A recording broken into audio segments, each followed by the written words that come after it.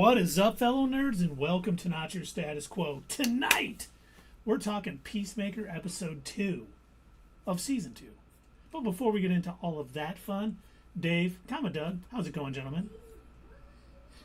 Well, Keith, I think it's going fan-freaking-tastic. And if you were looking for the Xenomorph Roundup Hour, you're going to have to wait until Thursday. Friday. Remember, I got... Oh, yeah, Friday this week. Sorry. Curriculum night at my son's school. Indeed, yes. So, all our viewers remember Keith's curriculum night. And, well, before we get any deeper into this fabulous show, I'm going to ask Doug how he's doing. How you doing, Doug? I'm good. Oh, that's good. Take it away. Oh, good for you. Well, Dave, let me tell you, I am outstanding. And yeah, you hit the nail on the head. The show is also awesome. I've been digging it, man. Like I knew I was going to. First season was amazing. So yeah, glad to be here talking about it with you two fine and genius gentlemen. Don't forget me. I said both of you. The genius part threw me off. But Keith, sir, how are you? Gentlemen, I am tremendous. Always good talking to you guys. Always better when there's a holiday the next day. I gotta get up for work, so it's all good. But should we, perhaps, get into Peacemaker, Episode 2, A Man is Only as Good as His Bird? Although I've never heard that statement before, yeah, I agree with it. We learn later exactly what that means, but we're not jumping to the end. Because no, we don't do that. Immediately jump to the end. So then these guys, but no, John is giving a tour to Rick Flag Sr., his new personal office as the director of A.R.G.U.S. And we find out, he was obviously sworn in after, to his chagrin, of course, after Amanda Waller's ouster during Creature Commandos. For those of you who didn't watch Creature Commandos, Amanda Waller's out, but we think she might be coming back. Of course she'll be coming back. Oh, of course. Definitely. Yes, definitely. She has so many people that she is able to use to, ascend the ladder of power. She's very, very able and capable. I mean, she's basically like a spy in and of herself. She's like the Nick Fury of the DCU. Or yes, is Tim Meadows no, Nick Flurry no, of the... put it upstairs, please. Did you notice that? Sure. Maybe. They called him Flurry. I'm like, of course, that's a dig. That's got to be a dig. Tim Meadows character, you know what I'm talking about, Keith? Yeah. Name's Flurry. I thought that was funny anyway. I did too. I think I enjoyed Tim Meadows' character a little more than Doug. Yeah, I don't think... I have a question about Rick Flag Sr. Going to A.R.G.U.S. Now, obviously, they had picked him for the role, but do you think part of him accepted it pretty quickly because he knew that the role would gain him certain rights and access? Yes. And we see that right away he goes after the files for Project Starfish. Yep. And they keep calling him acting director, which also makes me think like it's just a temporary thing. It's temporary, and Waller will be back. That's what that makes me think. I agree. But he does learn that Chris Smith, a.k.a. Peacemaker, was responsible for his son's death under Waller's orders. And he tells Sasha, basically, his intentions to prioritize the surveillance of him despite the exoneration following Project Butterfly. She even tries telling him, yeah, but no, Peacemaker's in our good graces after Project Butterfly, and he basically screams at them like, I don't care. He's gonna use every resource that he can get his hands on while he's the temporary leader of A.R.G.U.S. in order to get what he wants. And I think it may quicken his exit as head of A.R.G.U.S. with doing this outside of the realm of what he really needs to do. Because honestly, the head of Argus shouldn't be holding grudges. They should be doing the crap that Amanda Waller does to keep us safe. You don't want to know what I do. You want me on that wall. You need me on that wall. I will kill every person if it means peace. That's what we need.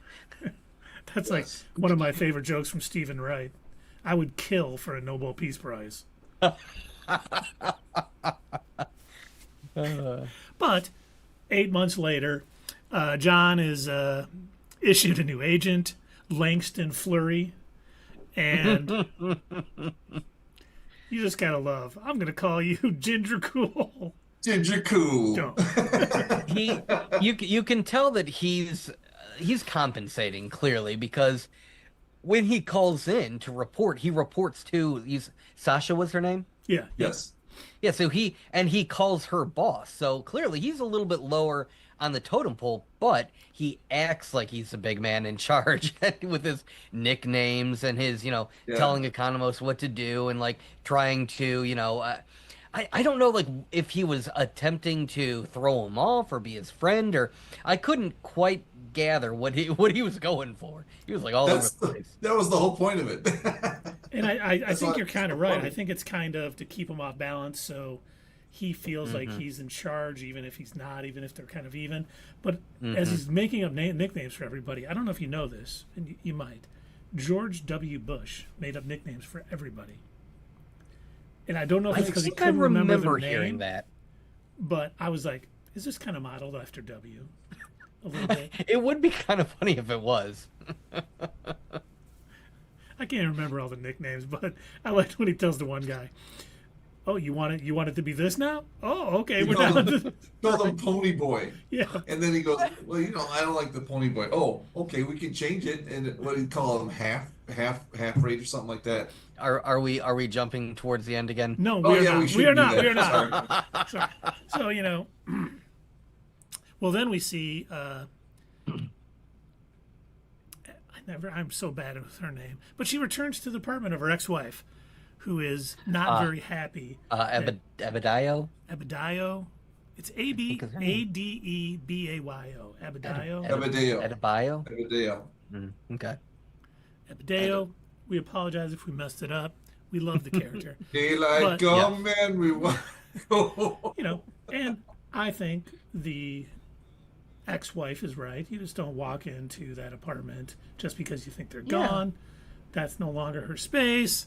And I was kind of like, she's trying to get back with her. I kind of get it, but she's making mistakes in this. She's not winning any friends by doing this, and I felt kind of bad because everyone on the team keeps suffering defeat after defeat, emotionally, physically, all these things, but she gets over to Peacemaker's house to tell him basically Rick Flag's watching him and monitoring his every move. And I can't remember the conversation now, but the fact that he's like, fine, they're going to throw a ticker tape parade. You won the conversation. I don't know if that was ad-libbed. We're all gonna get up and do a dance number, and I'm like, oh, he's got the theme of the show in mind. It's funny. It's like she knows what he's like. She knows his personality. They work together pretty closely, and that they obviously, everybody that was part of Project Butterfly did their research beforehand to figure out who Peacemaker was and do like a full profile on him. For him to be like creaking the door open and pretending like, oh no, there's not an orgy going on in here, and it's almost like he didn't want her to see it, but it's like, dude, she knows that you're up to stuff. Come on, man. She's not dumb. No. She knows you. Yeah. And she does suggest that he maybe give up his little quantum room, and he wants nothing to do with it. Absolutely nothing. But darn it. Absolutely nothing. He did it. I got milk this time. I've got a question about that. Yes. So is Argus only aware of the quantum fluctuations because they started monitoring Chris, or do you think they've always been aware of it? Because obviously, his father accessed it, created it in some way, figured out a way to get into it, and also used it to make and store all of the various helmets and other weaponry, from his days as was he the White Dragon? Yeah, the White Dragon. Yeah, that tracks. That name. But it does make me. I was questioning this as I was watching the episode. Were they not aware of this before? Are they only aware of it now because Rick Flag Sr. decided to start monitoring Chris? I think it's only because they started monitoring him. Because I think they started scanning his house, and that's how they noticed it. Because it's too small, like the dimensional portal to get into it is too small to notice on to be alerted if you're not actively scanning for it, is what I assume. Because remember, they said we noticed this before, and now we've just noticed it again. And so the first time they noticed it was when he went the first time, and looks like you've seen a ghost. So quite to the domino effect. Yep. Right, because in the whole first season, he went in there and they didn't notice the thing. Yep. To Keith's point. Right.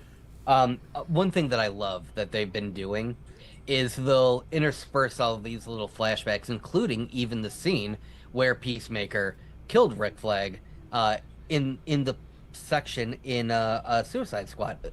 The Suicide Squad. Sorry. Be Not clear, to confuse please. it with a much worse movie, but I like that they've been doing that. I like that they're, sprinkling these little things. I like that it opened showing us Rick Flag Sr. Taking over his role at Argus.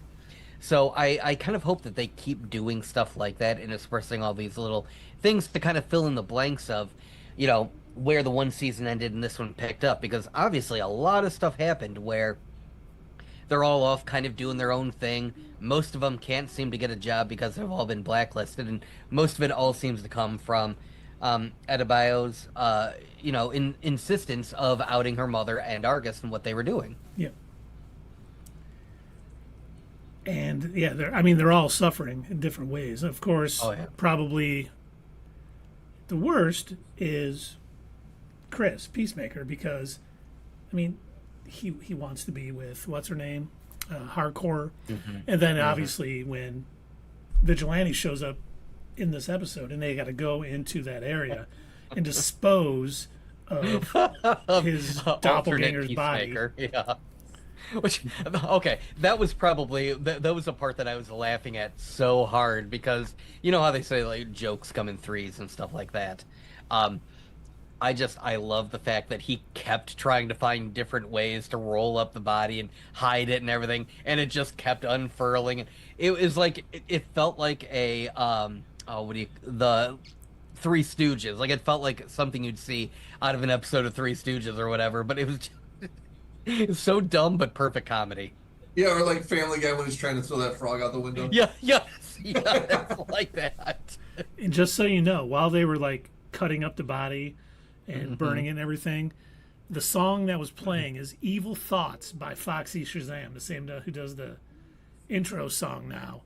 And I was listening to it, I'm like, oh man, that's kind of creepy. That's pretty dark.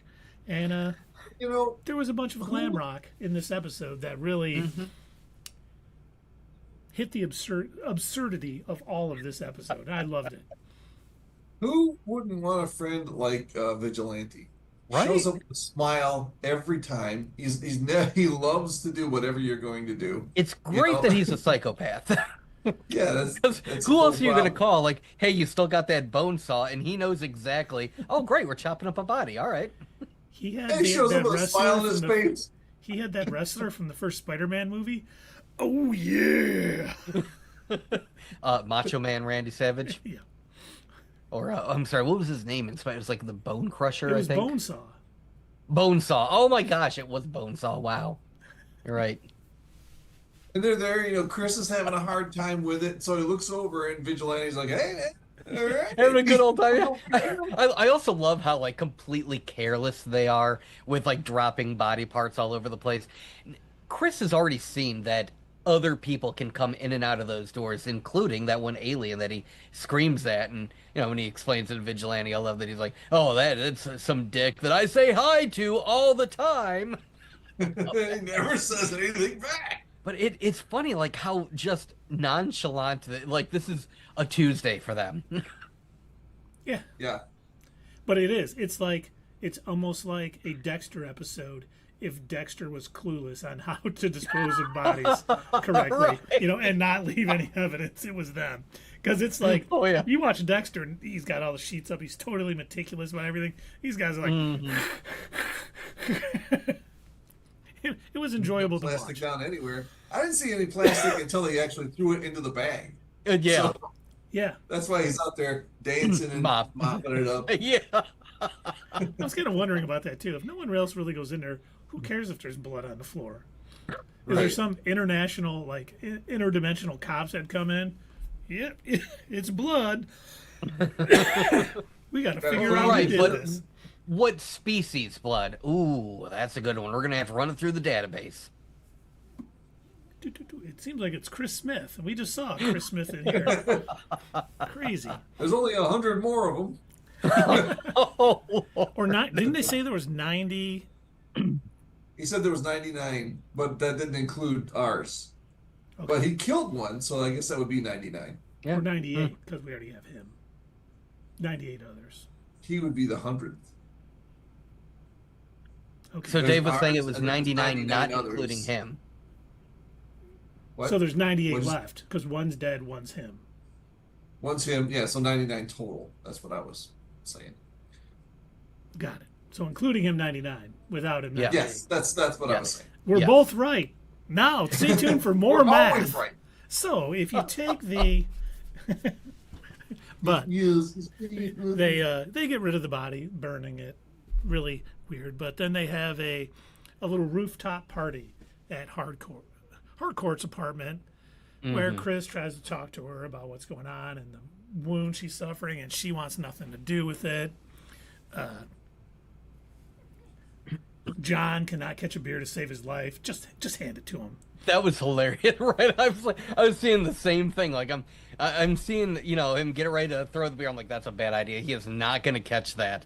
And you'd think after the second one, you'd be like, okay, he keeps trying. Well, yeah, because he's a vigilante. It's just like a pool of like beer and glass on this rooftop now. And there's dog poop on the roof because people bring their dogs up. And, she says, how did you get up here, the fire escape? He's got 24 packs of beer that he carried with him up the fire escape. Those are normally called a case. But they're 2 cases of beer.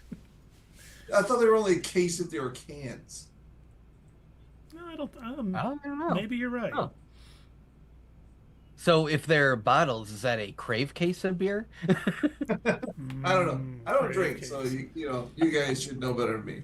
That's true. I don't drink Bud Light. I do like it though. Yeah, because I'm not 17. I like water, but I like my it? water to not be beer flavored. Right. Watered down beer flavor. Are you sure you're not boycotting it, Doug? For various reasons? You know what? I'll have to check my agenda of what I'm boycotting this month.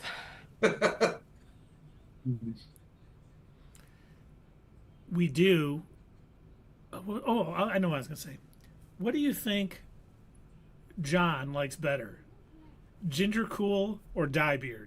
If he had to pick a nickname, which one do you think he would go? I think you go with Diebeard.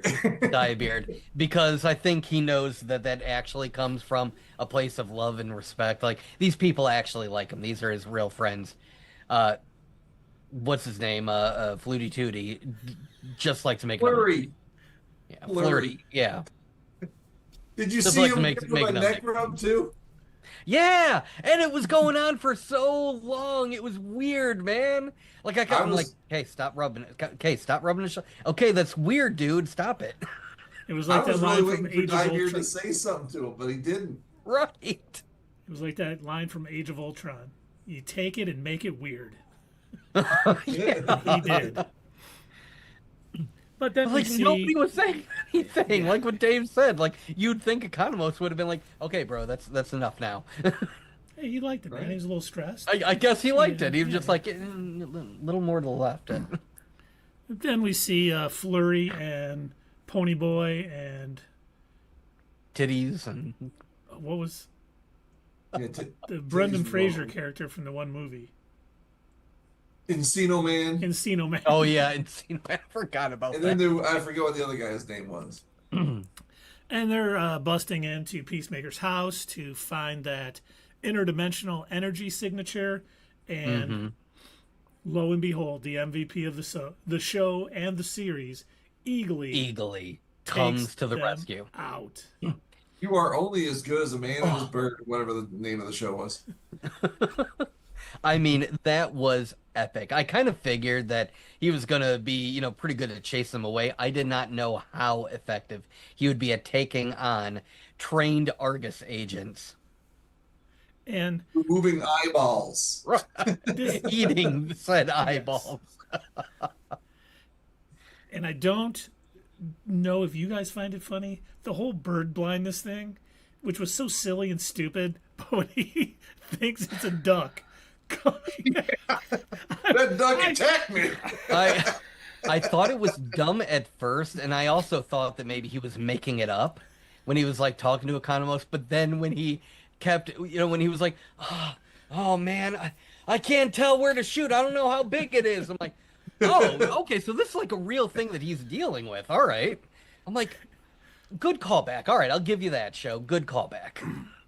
And then possibly, once again, the best moment from the show's MVP was Eagly's slow motion strut post battle. I was like, oh my god, that's so great.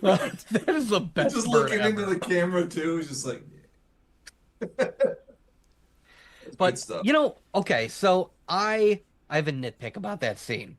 Not that, first off, I know it's a goofy, stupid, silly show, but they went to great lengths to point out earlier on, when he has to call Sasha and check in and everything, and she asks, "Hey, is Kanemo still going to that party?" And they're trying to verify because they want to make sure he's out of the picture to that way they can send in a team and go investigate, because they think that Economos is probably favoring Peacemaker because they're old friends. So it's like they're trying to be super spies, secret about it, go in, get a crack team, break in, everything like that.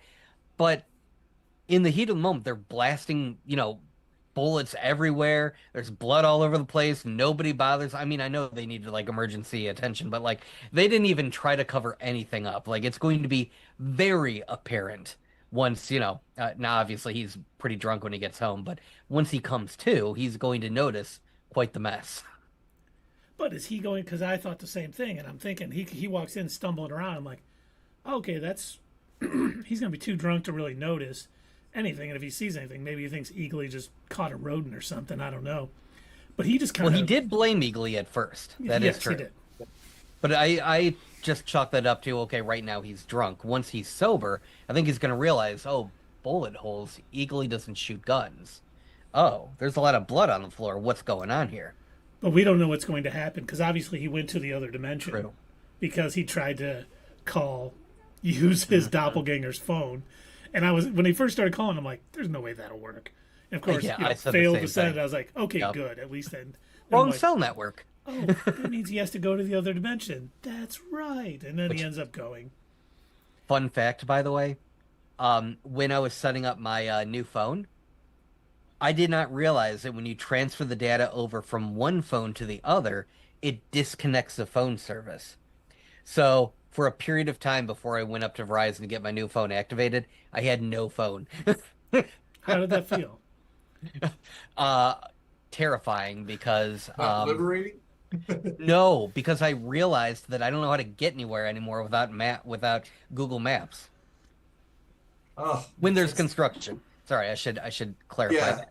So I know how to get to where I'm going, but when I have to like find detours around with road closures, I am useless. And so I ended up driving out further than I meant to. I was just trying to go up to Westland Mall, but because Wayne Road is closed, I went around and I took Merriman, but I took Merriman too far. And when I saw now entering Wayne, I'm like, uh-oh. I think I should have made a left turn at Albuquerque. Right. I think I need to go back.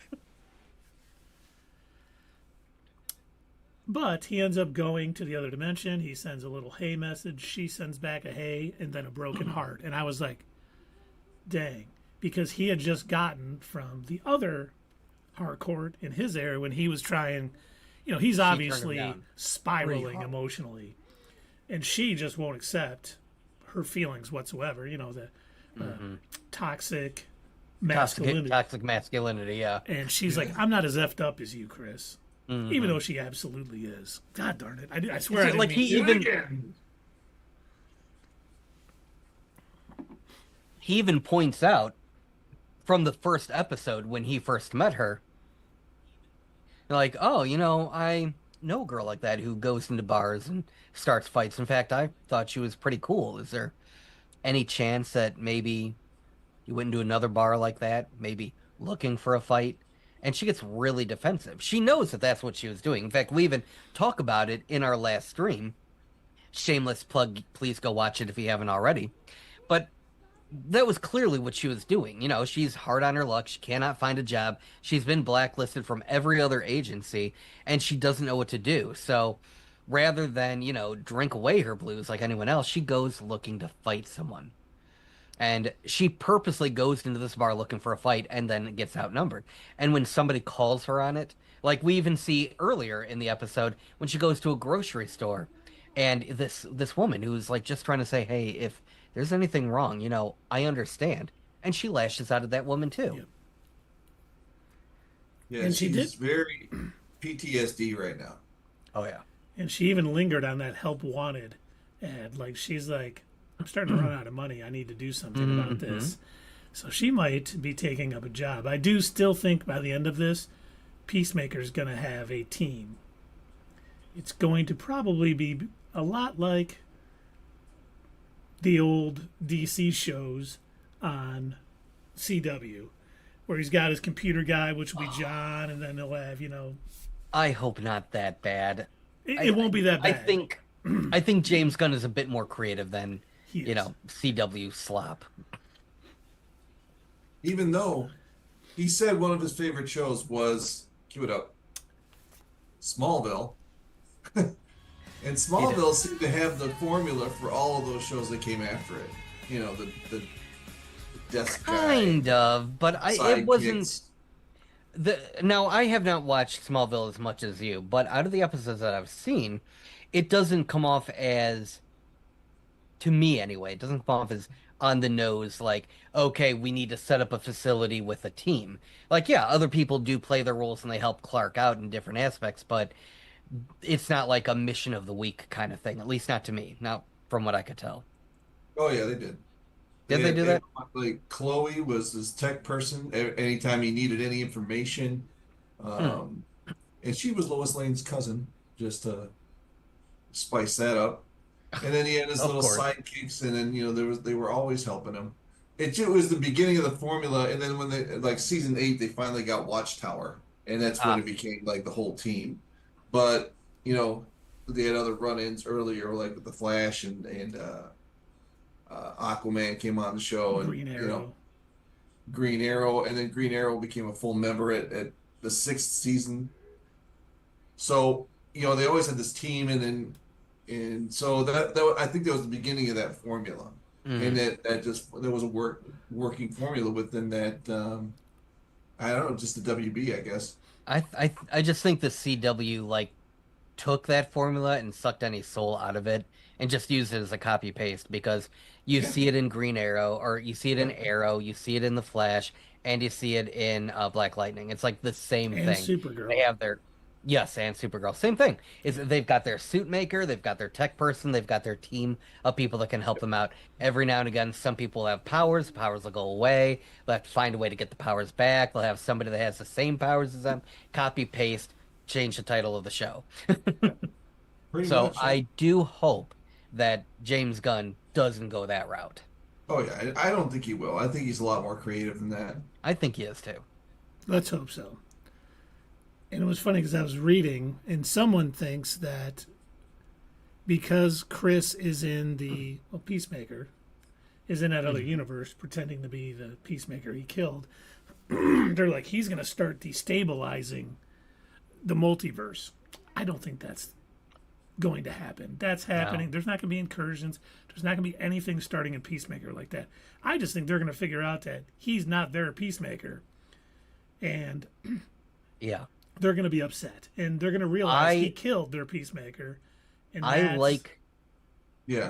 Was it you, Keith, or was it Dave that brought up the theory that it might actually be that this alternate universe that he goes into with the Peacemaker that he killed, that it's like a racist version of his world? I think that was me, yeah, because it was like that Simpsons episode for the Halloween episode where he's like going into all these other universes, and he's like, "Oh, pass me a donut." And they're like, "What's a donut?"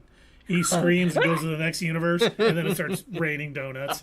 So yeah, everything looks good now, but he'll get there and start living full time, and he'll realize that his dad's still extremely racist. His brother probably is too, and it's accepted there. And when they realize he's not racist, he'll like do something nice for a minority, and they'll be like, "What the hell are you doing?" Right. Maybe that's the missions that they go on in that other world. That's the superhero save the day moments. Like, oh, you're using the wrong drinking fountain or the wrong bathroom. You're sitting in a restaurant you don't belong in. And they're gonna be like, "Yay!" And he's gonna be like, "Oh no." That's what that newspaper clipping was for? You got a trophy for that? Ah. And Harcourt is more racist than any of them all put together. Oh God. But she's the nicest thing to him. Right. Yeah, she loves him without question, but she is racist just to the core. Yeah. Oh, no. He's a nightmare for him. Well, it's, at one point in the trailer, they do say, "Let's go rescue Peacemaker." So it does sound like at some point, now obviously it could be a trailer trick, it does sound like they are going to head into that universe. They'll kind of figure it out. Probably Vigilante will help them figure out which door it is, because I think he saw the code too. So they'll be able to go there, and of course Rick Flag will probably use this whole shenanigans to get after Peacemaker, try to arrest him, try to murder him possibly. But I like the way this season is going. It's just, yeah, I don't want to say fun to watch, even though it's a good show, but seeing they're all getting close to rock bottom, it seems like. It's like, man, you don't want them because you like these characters. You know, the 11th Street kids, they saved the universe. They should be getting some more accolades, and, you know, their lives are just falling apart, especially, you know, we talked about it last week. Peacemaker has now killed his dad in his universe, his brother in his universe, and killed himself basically from another universe. And he may have to do it again if he gets over there and they figure out he's not from there and he's not racist, like we're assuming that dimension's going to be, and that's why they're the top trio. It's going to all fall apart. He may have to do it again, which could be devastating. I do feel like it's going to wind up towards the end of the season. I think he's going to have to save his friends. He's going to have to kill his alternate brother. And I think that's going to mess with him most of all, because like just when he thought, I finally got my brother back, you know, we've been hanging out, it's been great. Yeah, he's a little racist, but you don't understand. I lost him when he was a kid. And he's going to have probably a moment where he's thinking to himself, like, okay, who do I, you know, want to save more? Who is it going to come to? Do I defend my friends from these psychos who, he's not really my brother, he's an alternate universe version of my brother, or do I want to keep pretending like, you know, this is going to be my new world and betray my friends? And I do think he is going to end up having to kill his alternate brother. Because maybe his dad what would crush him even more? Like we're talking about, if that is going to be the ongoing theme where everybody's hitting rock bottom, that would be the ultimate rock bottom for him. Yeah, we think he's hitting rock bottom, but yeah, I think you're right, Doug. I don't think he's hit it yet. It's going to be something like, it might be his dad and his brother having to kill his dad again. Oh, yeah. Who, I mean, his dad's like, "Love you, son," you know, flipped his ear, and his brother's like, "So good." And once again, something is wrong there. Something is going to happen. It's not going to be. It's either going to be they figure out, you killed our Peacemaker, you're not our Peacemaker, and turn on him, which would be bad. Or it's going to be this universe is messed up and he's got to get out of it. So it'll be interesting to see which way they go. Also, when he walked back in there in order to text Harcourt, you could overhear that they were clearly searching for their version of Yeah. Peacemaker. And they were Yeah. saying like, it's weird he's been gone for a long time. And they even mentioned, well, have you checked with that girl that he was talking to? Meaning, I assume they're talking about Harcourt. Yeah. Didn't they say they found And some blood too? yes, they found the blood in the hallway from when the two of them were fighting in the house. So I think they're going to be, and we know that Peacemaker is also still very drunk. I bet he's going to pass out in that bed, and they're going to be standing around like, "Where the hell have you been? We've been trying to get in touch with you." And it's going to be an awkward moment, and I am looking forward to the next episode for sure. What is Harcourt's first name? Amelia.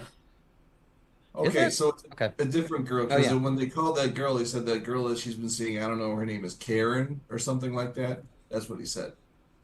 And I think that's why she's got a broken heart, is because he ain't seeing her in that dimension. He's seeing somebody else, but he wants his self in Oh, this huh. dimension is going to go back to her. Oh, I bet you're right. I didn't even think of that. Me neither. Interesting. Good catch, Dave. Yeah, yeah. I think if there's anything else that. The post-credit scene? Which I Just, read was completely ad-libbed. I Yeah, believe it. it started off as a regular scene and then they ad-libbed. It felt very ad lib. It felt very oh my gosh, what is the word for it when Spontaneous. yeah, the type of comedy. I can't think of the Yeah. word for Oh it. my god. Improv. Improv. Thank you. Oh my Yeah, and gosh. that's the same kind of improv he did with John Cena last year. Yeah. So that must be his shtick. He must be really good at that.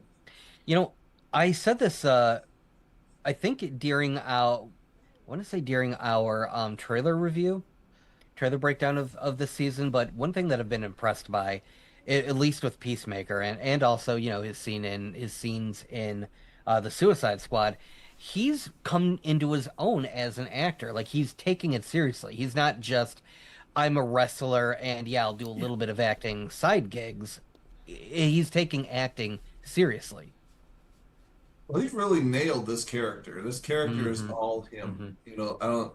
It's like Ryan Reynolds playing Deadpool or Tony Stark. This is a good casting, and he's I you agree. can't picture anybody else playing it. It's a great casting. I mean, he's perfect for it.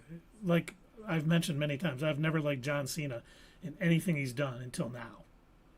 Like I Hmm. really was like, oh my god, you got to be I kidding me! think He's it in the took the Suicide time and the Squad. experience. Yeah, yeah, you're probably right. I could see Because that. yeah, I'm trying to think what else has he been in that I would have seen? He was in Bumblebee. Yeah, he was in Bumblebee. You Oh, ever see I never saw that movie. you ever see the movie Ricky Stenicki? I did. I kind of liked that though. That was dumb, but it was funny. Yeah, he was pretty good in that movie. Yeah. But yeah, nothing much else. That Ricky Stenicki, that felt very much like a pandemic movie. Like Probably was. I don't know when it came there's out, but nothing left to watch, so this is amazing. I really do think there needs to be like if we go back and we look at the stuff that we watched during that time, I think we're gonna realize, wait a minute, did I really watch Tiger King? Did I enjoy it? Or was it the pandemic? I did watch Tiger King. Did you guys? Oh yeah, No. Oh yeah. No, I heard enough about it that I'm like, nah, that's not my thing. you should watch it. Yeah, you should watch it. You should watch also Making a Murderer on Netflix. That's a great show. I've heard of that. I haven't seen it though. I forgot the guy's name, but he lives in. I know we're tangenting a little bit. He lives in Wisconsin, and he was arrested for murder, served like Hmm. 18 years, found out he didn't do it. They released him, and then they pinned another murder on him. Wow, really? Yeah, and so it's really interesting because they take it from the perspective that he didn't do it, but Mm-hmm. there is a question at the end of it whether he actually did it or not. So it's Okay. interesting. You can draw your own conclusions. That'd be crazy if he went to jail for a murder he didn't commit, and then came out and murdered somebody. Like jail turned him into a murderer. The whole experience made him one. That would be. Personally, I don't think he did do it, either of them. But there's questions. I remember. I don't know if you guys remember that podcast Serial. Mm-hmm. It was our coworker the one you Dylan drink with milk? First told me about it. No, it like serial killer. Oh. So it was. It started off the initial episodes. The first season was about this guy that was arrested for the murder of his girlfriend when he was a teenager, and it was essentially like diving into, did he actually do it?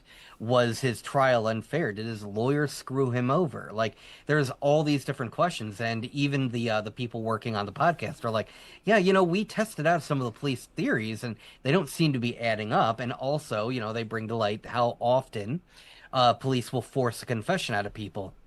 And so it was just all these questions, and I went down this huge rabbit hole of it, and then HBO ended up making a documentary essentially saying, yeah, no, he probably did it. Just stop worrying about it. Cool.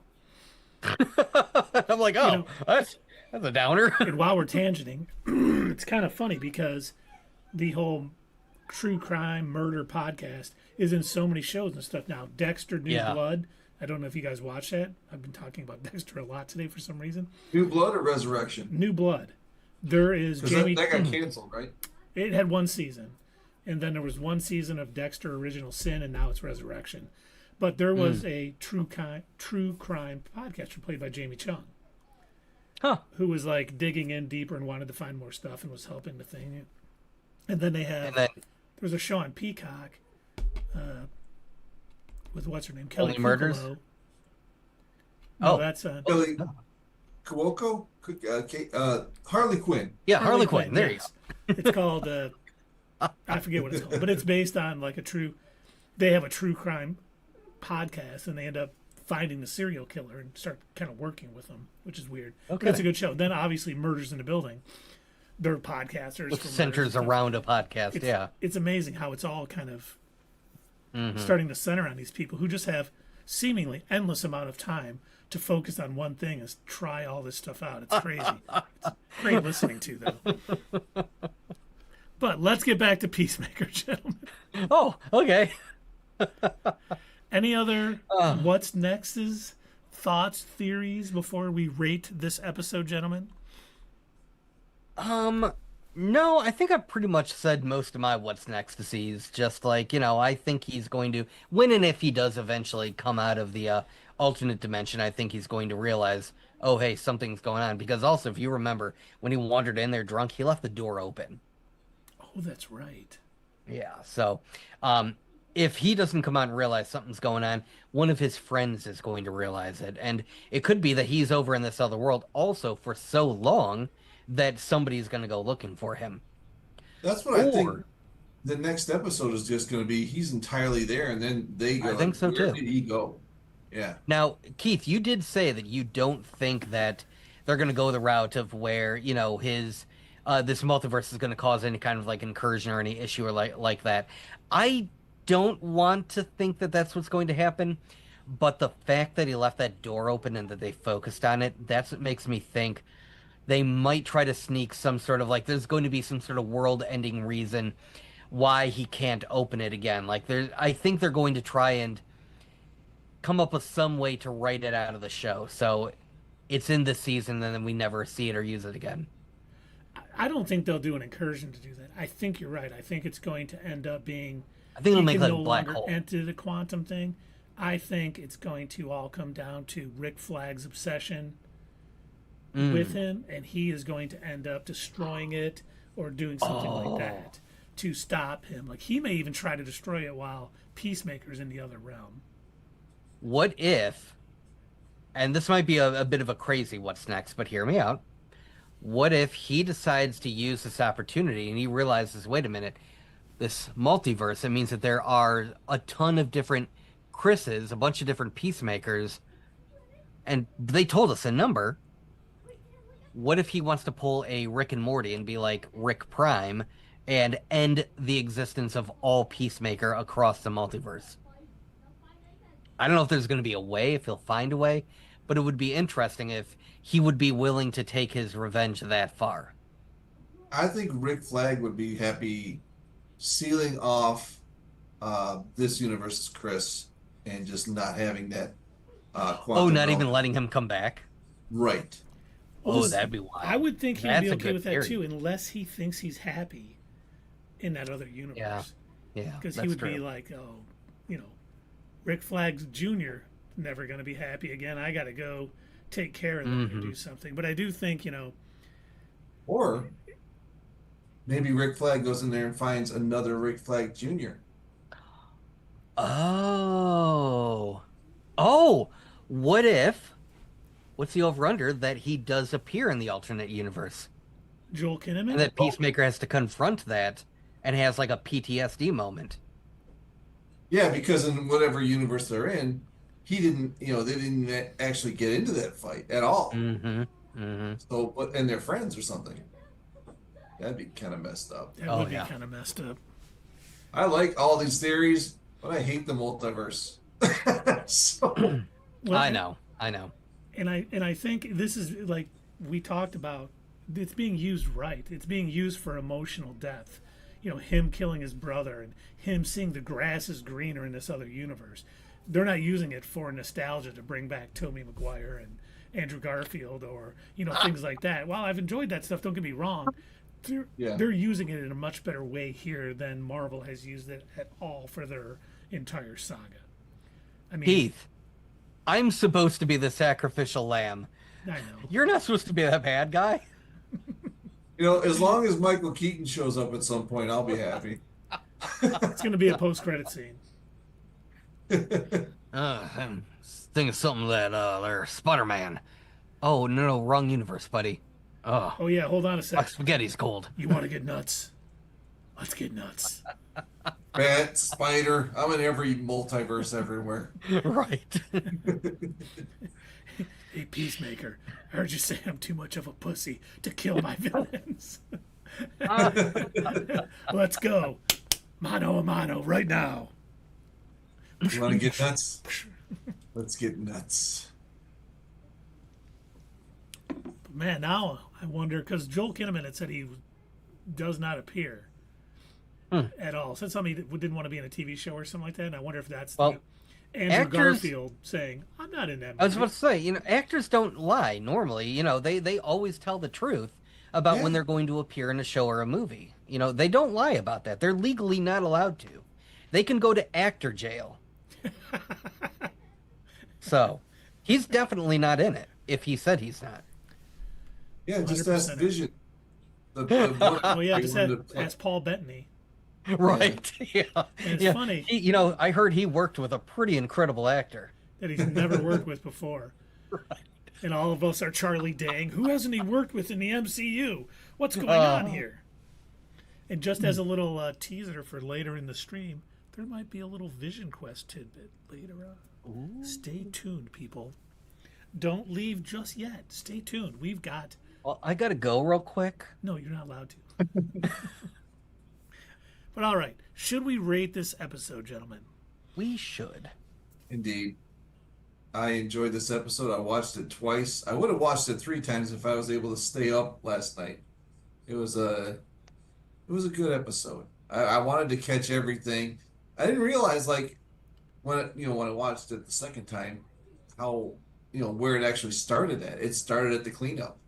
And I was like, oh, there was so much more that happened that I didn't think about the cleanup, with the Harcourt thing and oh geez, that's what I think it's gonna go. I think that they broke up in this other dimension and that's why she's heartbroken. He's seeing somebody else, but they're gonna work all that out right away, I'm sure. And he's gonna get with her.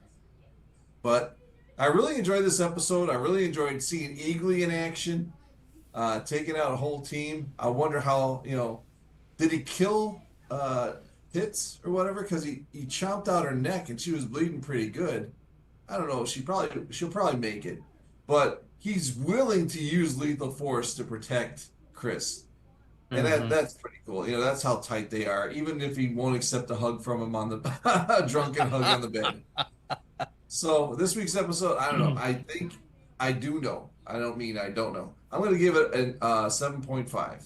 Very good show. Very good episode. Yeah, watching this twice, you really see just how much he's writing into each character. They each have their own problems. They're each dealing with it differently. I mean, they had some sweet glam metal playing alongside these scenes. We got to see Vigilante being his psychotic self. Everything about this just played so well. It was such a fun, easy episode to watch. Like, it just flowed so well the whole time. Like, it was over, and I was like, wait, it's seriously over already? Like, I was like, oh my God, that went by so quick. And it is such a good, easy watch. The music choices are great. The acting's great. The writing's great. I'm enjoying this so much. And I think I gave the first episode a 7.5, and I definitely think this next episode is better. I'm going to get a 7.8. Very good. And I think if they keep, moving in this trajectory and they stick the landing, as we say all the time, this is going to be a fantastic second season. It's just so well done. I can't believe I'm saying we got great acting in a show with John Cena in it, but man, he's so good. He's Peacemaker, without a doubt. He really is. You're right. And they've pretty much reshaped his entire comic book appearance and attitude based on this portrayal. Like, this is now the canon version of Peacemaker. Like, he's there. He's a goofball. He's with Eagly all the time. And I love that a CG Eagle is like one of the biggest stars in this show and continues to like just be hilarious and amazing in every way. Just when you point out that he strutted back in the house, like it's so hilarious. Just the little humanism type things that he does. But yeah, I really enjoyed this episode again, and I'm probably going to keep saying that about all of these episodes, unless one of them is just catastrophically bad. But I will say, and I know you guys will probably disagree with me, I don't think I liked this one as much as episode one. I enjoyed it. It was good. There was plenty good about it, but for me, the Tim Meadows character did kind of bring it down. And I do get the point. I understand that he's supposed to be dumb. He's supposed to be annoying, but oh boy, did he grate on my gears. Just, so, he was over the top annoying. Like, he's the kind of person where I'd be like, I don't want to even be around. Like, if I knew that a bunch of people are going to be at a party, I'd have to, wait, is Tim Meadows going to be there? Yeah, no, I don't think I'm going to go to that then. You mean Flurry or Meadows? Flurry. Okay. Flurry, not the actor Tim Meadows. Tim Meadows, I'm sure, is a perfectly fine individual, and he's also a very funny actor. But no, the character that he played, did not care for it. But everything else in this episode was good. I love the fact that they are focusing so heavily on these individual characters. We're seeing the things that, that we're seeing that Adebayo like doesn't seem to accept that she's broken up with her girlfriend. Like, she even says, "Oh, I thought we were only like on a break," and she goes, "Isn't there a difference? Is there a difference?" And she goes, "Yeah, there's a difference." Like, she's not accepting that all this stuff happened, and nobody really seems to be blaming her for the fact that she basically, by making that decision to call out her own mother, she essentially got them all blacklisted. They can't get a job. The fact that Harcourt is actually looking at a help wanted job for a grocery store is like, so they're all not doing well, and I like that this series is diving in. They're doing a bit of a deep dive into each one of these characters to help build the world. And that's something that I think James Gunn has always done really well in all of his movies, is he gives you enough to care about each one of these characters. Like, before Guardians of the Galaxy, I think I had heard of Rocket Raccoon. I think I might have been slightly aware of Gamora, but I didn't know any of the others. Like, I didn't know any of the other characters. I didn't follow the Guardians. So him, even if they weren't comic book accurate at the time when he presented them in Guardians of the Galaxy, he presented them in a way that made you care about those characters. And he does the same thing with Peacemaker. And Keith pointing out that, it's hard to find anything good that John Cena has been in. That is true. It is very difficult to find a movie or show that John Cena has been in that's enjoyable to watch. So his appearances in Peacemaker, phenomenal. And this episode continued to be amazing. I loved it, but I'm going to give it a 7 out of 10, and I'm only dropping it down to a 7 because of Tim Meadows' character. See, Otherwise, it probably would have been higher. I was like laughing when he's like, "What do you think we are, Berkeley? You can't call us those names." I was like, "Oh my God." Having been in the military and seen people like that, I just thought it was funny. He's just a insecure, very probably much so. power hungry little guy. And just the nicknames crack me up. And I am quite familiar with military nicknames. I had one that I still to this day cannot shake. What was it? I am not telling you. Okay. Don't. Yeah. He doesn't want it to keep going. I am trying to kill it, and they won't let it die. The one thing that I forgot to mention when she's talking to her, I thought they were married for some reason. I thought it was her ex-wife. Were they? Oh. I don't remember. No, they were engaged. Okay. But when she's talking to her, she's like, "We had plans to move to Gotham." And I'm like, who in the right mind would move to Gotham? I said the same thing. They have a crazy person who dresses up like a bat and goes around beating people up at night. I mean, who would want to live in that city? Are you kidding me? Hey, you didn't do anything wrong. You ain't got nothing to worry about. How do you know that? He dresses up like a bat, Dave. He might just beat up anybody. It's always raining. Have you noticed? It's like never not raining in Gotham. I mean, that's got to be the vitamin D industry must be killing it. And remember, you see that crazy signal going up in the sky, and it's not just a calling; it's a warning. Mommy, can we go to Chuck E. Cheese? Sure. Look outside. Oh, nope, honey, we're not going out tonight. No, not going out tonight. Sorry. We go to Imagine if they included that in like the weather report. And tonight we've got a chance of the bat signal going off, so you may want to make inside plans. Can we go for a bike ride? Yeah, let's go. Turn around. They want to go across the bay to Metropolis. They have a lot more fun over there. Actually, would they? I feel like the villains that Superman deals with are way deadlier, and it seems like buildings fall over more often in Metropolis. I don't know if that's much safer. Now, we don't know if Metropolis is across the bay from Gotham in the DC. In this version of DC. Yeah. Yeah, it is hard to say. I know canonically in the comics, Gotham is in Jersey. And I don't remember where Metropolis is supposed to be. I want to say it's like in New York or something. I think it's in Kansas. Because Smallville is in Kansas, if I remember correctly. And Metropolis on the Smallville show, Metropolis was 3 hours from Smallville on the show. But I don't think that has always been the way. I don't think that's always been canon. No, I'm pretty sure that it changes from like writer to writer depending on like what they want. Because I even pointed out in the Joker movie that their version of Gotham is in New York.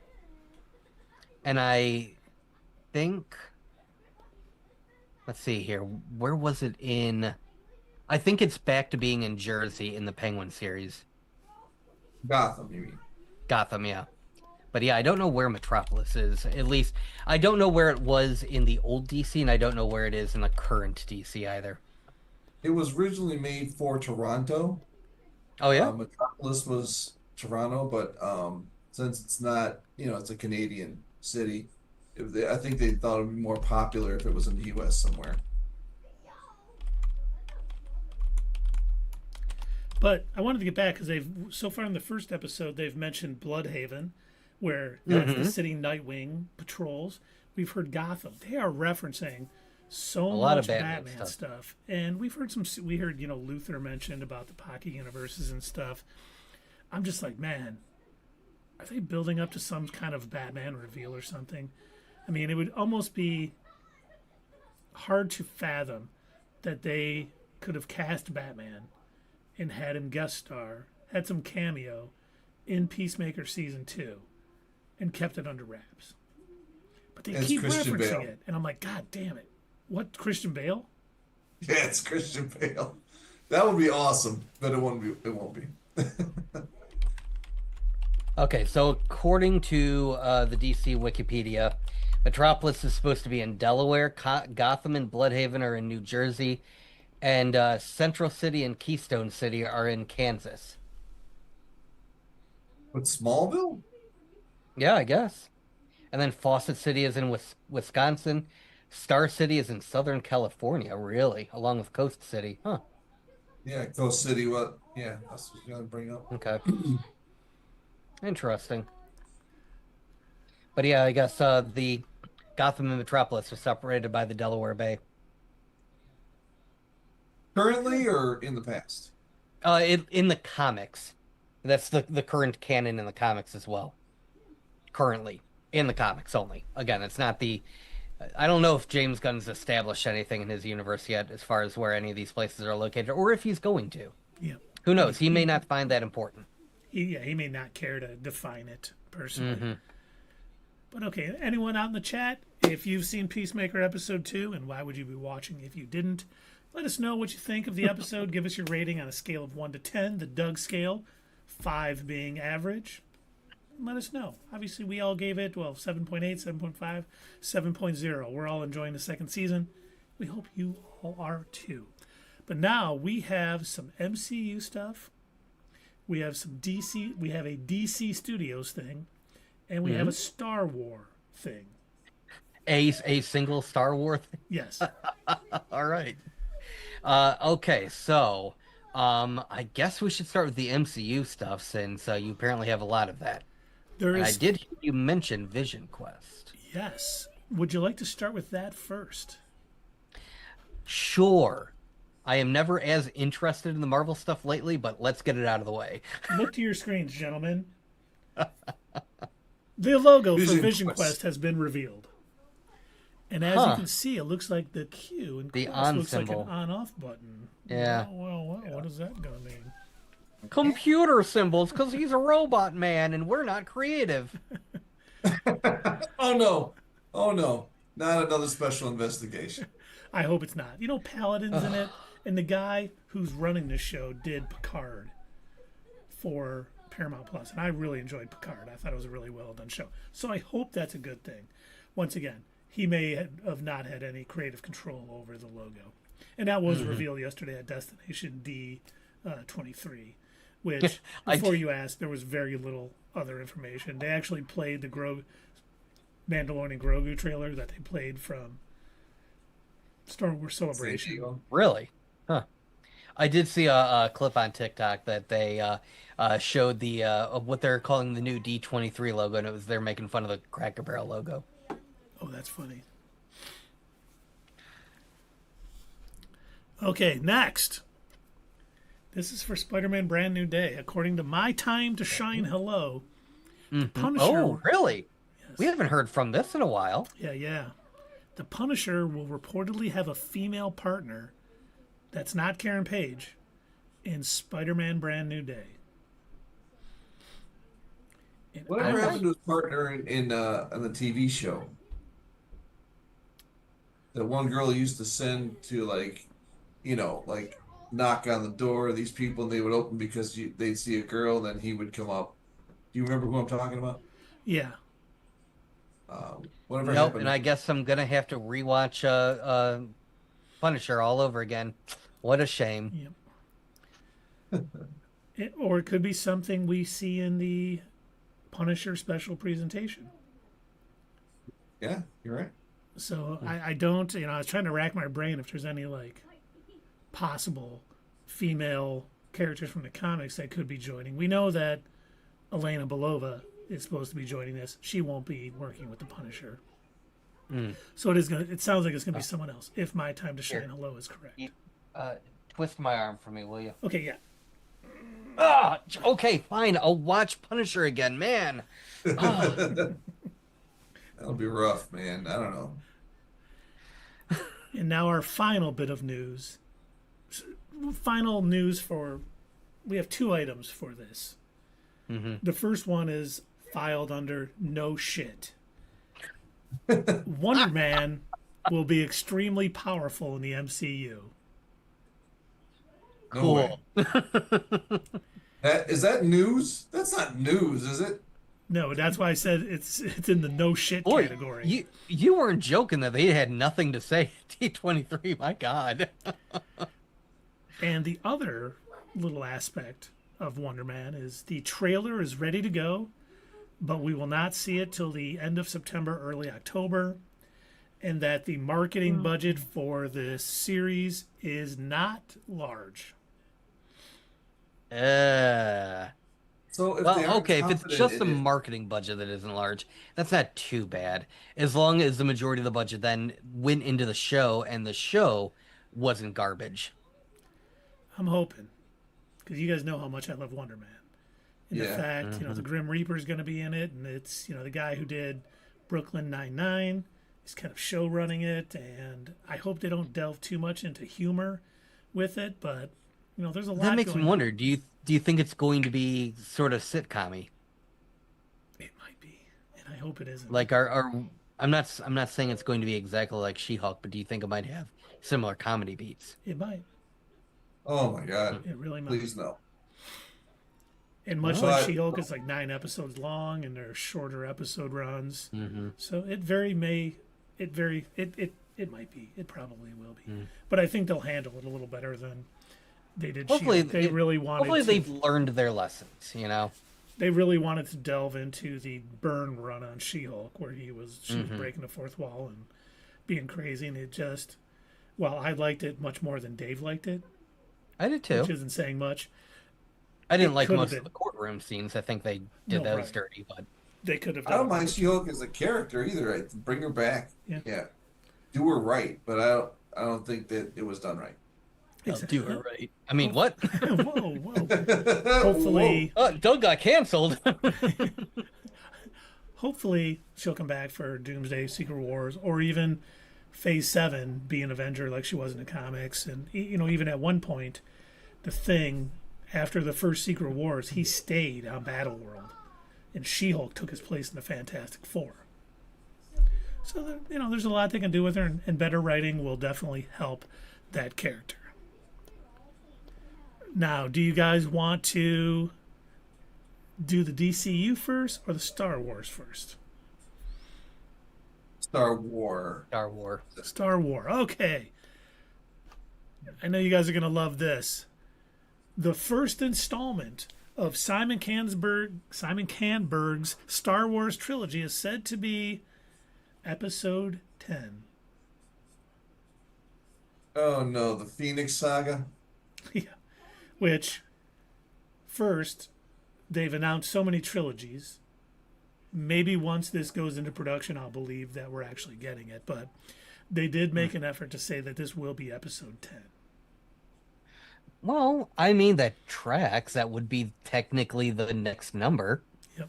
Right. The thing I don't like about it is the 9 episodes were the Skywalker saga. Yeah. Have they announced different saga? It's going to be the Star Killer saga. It's going to be Are they still Star Killer. Are they still gonna have they said whether Rey is still going to be the primary character? They have not. Or did they scrap that? Okay. They're still trying to make, I think, a Rey-centric New Jedi Order type movie. Mm-hmm. But the Simon Canberg one is not it. Interesting. Yeah, I'm kind of with Dave on that. Then I could understand if they were still too afraid to remove themselves from the Skywalker saga, which Disney Star Wars is definitely too afraid to try anything new. But also, I also understand that that's what they bought.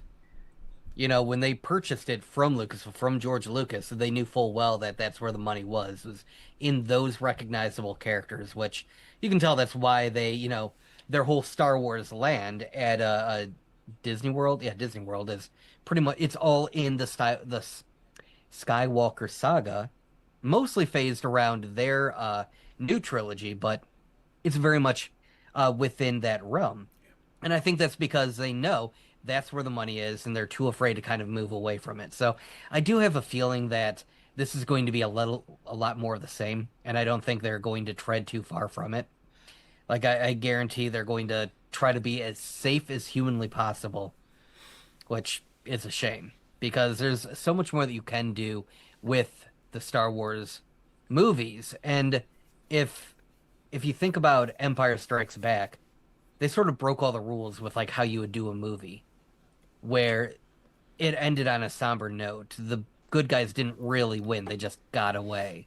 And it left open all of these like mysteries that they just sort of ended the movie with. And you didn't do movies quite like that back then. And yet it was the most popular Star Wars movie, breaking away from the norm.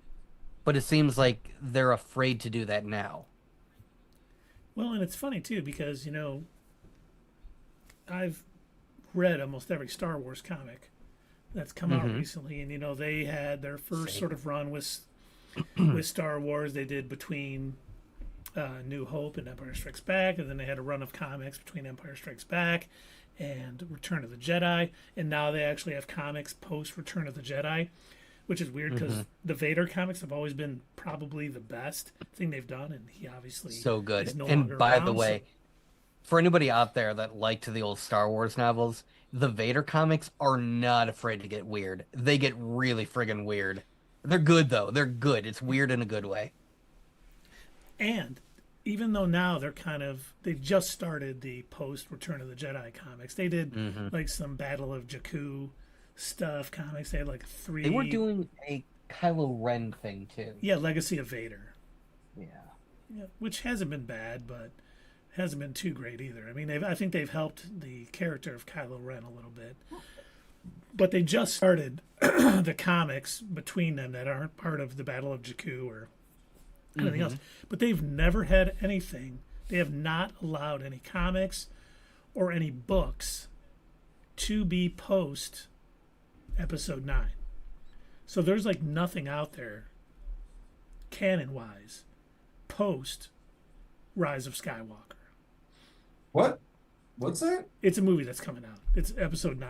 It's coming out at some point. It's a movie that's coming out. They're doing a good job of keeping that under wraps. But it's almost like they're so afraid to do anything post that because they don't know which direction they want to go, that they're completely stymied from touching it. The first thing that's going to be post Rise of Skywalker is Starfighter. I truly think what they need to do, they need to get a sci-fi or a fantasy writer. They need to get somebody who that's what they do. They need a world builder for sure.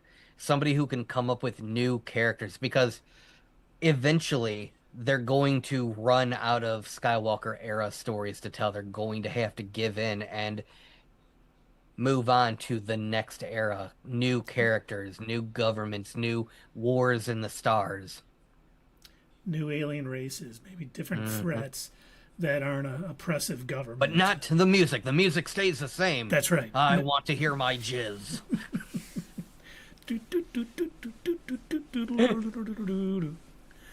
What? You want to hear the same song again? Okay, let's go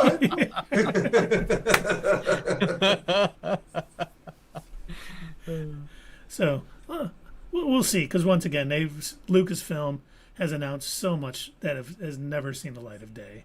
So we'll see if this ever comes out to be Episode 10. I don't even know if he's started writing his trilogy yet.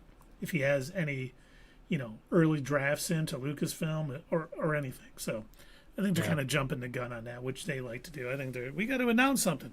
Simon Canberg's is going to be 10. Oh, okay, cool. Great. Thanks for sharing. I wonder if George would ever be interested in coming back to write more stories, and if so, if Disney would want to bring him on. Or I wonder if they've just completely cut ties with each other, because he did seem to kind of be like, oh well, there's really nothing else I want to do with Star Wars right now. But with the opening of the new museum, it seems like he's gotten a bit of interest back in it again. He does seem friendly with Filoni, who obviously he worked with before he sold, and Favreau. And maybe, once again, I don't want him necessarily writing Oh, the scripts, not the but script. outlining out what he wants to happen would be Yeah. very nice. I would be all That's for why I said that. I think they need a fantasy writer and or a sci-fi writer because they can at least draft out the story. Then you can get somebody who's good at writing scripts to take that story and parse it out into something that can be made into a movie. So, Kathleen Kennedy, Dave Filoni, if you guys are watching, we know you like to tune in Mhm. sometimes. Let's make it happen. Please Yeah. and thank you. Yes. Please I've never plan really- out if you're going to make a trilogy, plan out the whole thing, please. thing I never understood is hiring writers that don't know the characters, to give that fresh take. I've always thought that was kind of stupid because you gotta play to the people who want to see that. You know what I mean? It's the people who are following that, reading the comics or whatever, following these characters their whole life. Those are the people you want to keep watching it. They're the ones who made you all the money. So when they bring in some fresh character fresh writer who wants to change, shake it up, that always drives me nuts because it never works for me. The only time it has ever worked that someone has came in and written something for a franchise that knew nothing really about it prior was Andor. Yeah, Because that's true. he was willing. He's like, I'll write something. It's going to be like this. It's going to be like this. And he, studied it after, Didn't really- figured out, hey, the Gorman massacre. I'm going to incorporate that because it'll work, and it's something that's already been, established in the thing, and I can use that, and all this other stuff. Definitely didn't give a shit about Rebels. No, it did not. And the cool thing about that was that he only, he had a basically wide open universe because no one really knew those characters. They knew Cassian from the movie, Mhm. and he was free range. Other than that, he could have done what he wanted. Yep. And and I'm fine with them bringing on somebody who's maybe not familiar with the character at first, but don't tell them. Don't read any of the comics and just write it. Yeah, Because it's going to definitely. turn out to not be good. And I can't think of a time when someone's like, I had no idea who the character was and wrote it anyway. Didn't read any of the comics. Just this is what it is, and it's like, yeah, we know, we can tell. Yeah. But all right, our last thing tonight. I've built it DC? up too much, but it's okay. From the set of Clayface, Uh-huh. we got a behind-the-scenes photo, and there is some graffiti on the wall. If you can see it on your screen, gentlemen, Let's see. and it says, The Jokers. Ooh. yes. Oh. Interesting. So it's I So know. they're gonna have Joaquin Phoenix there and Jared Leto. Well, I know two They're gonna groups have a of few songs. Jokers, but they're both from the first group I'm aware of is from The Dark Knight Returns. The people who were, trying to live in the shadow of the original Joker when Yeah. he had more or less retired. And then the only other group that I'm aware of is the ones that appeared in Batman Beyond.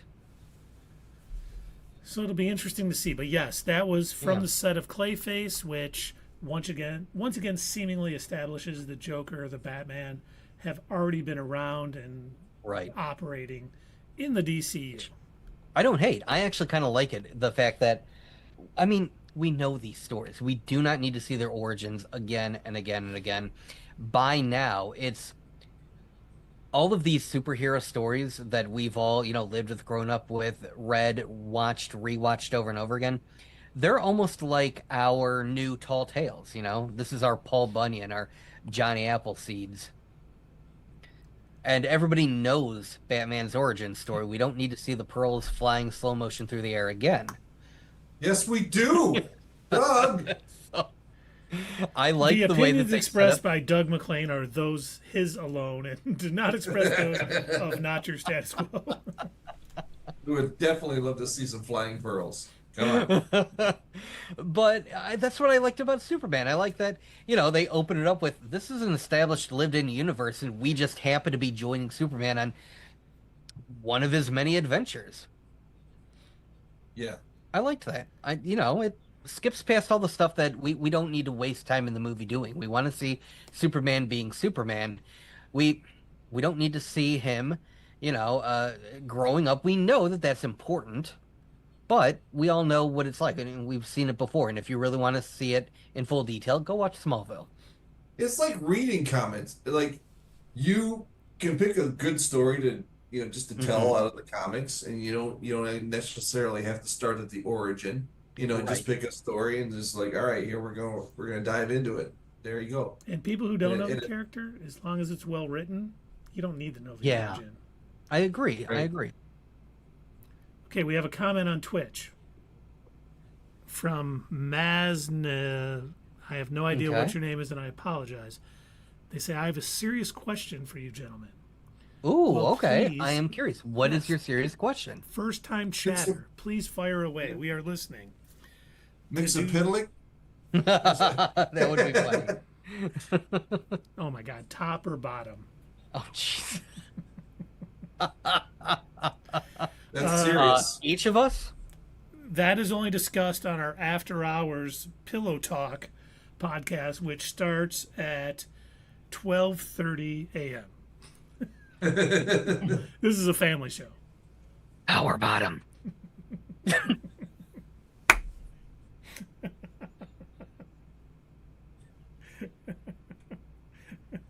Family picture.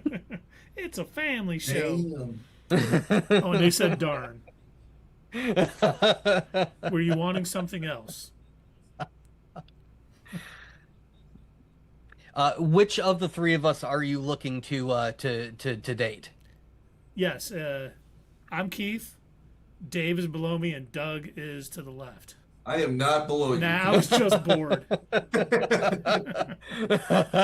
Well, we hope we've entertained you just a bit. Even though you seem disappointed. But it is getting That's to be. that's just your perspective. Oh, they said you did. Thanks. Excellent. Good. Always happy to help. Oh, and we got a new follower. Thank you so much. Nice. We Excellent. appreciate that. That deserves a follow.